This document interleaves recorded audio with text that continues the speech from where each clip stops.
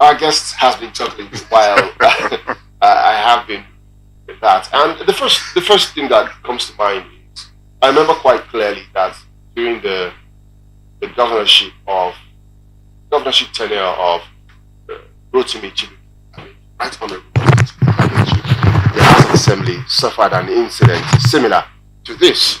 We're also aware that during the tenure of the immediate past governor of the state, Ezebunwo Inyesom Wike, the House of Assembly also suffered something similar as this. Could that be... When you say something similar... Yes, there was an attack. Burning? There was an attack as well. Now, when you bring all of these together, including the most recent one, does it justify having to demolish the whole complex and rebuild? Well, I'm going to respond from two perspectives.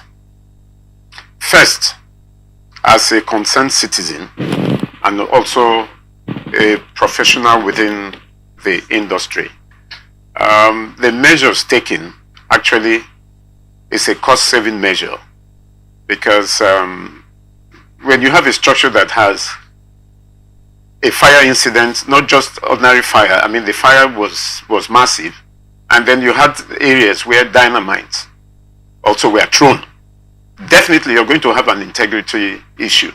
And when you talk about building collapse, these are some of the things, that when preventive measures are not being taken, eventually lead to the collapse, loss of lives and properties.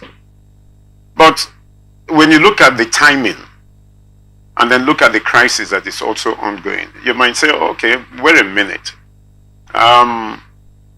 Let's provide the alternative that can accommodate that number of personnel that are legislating. And then, take it step by step. So everything has certain level of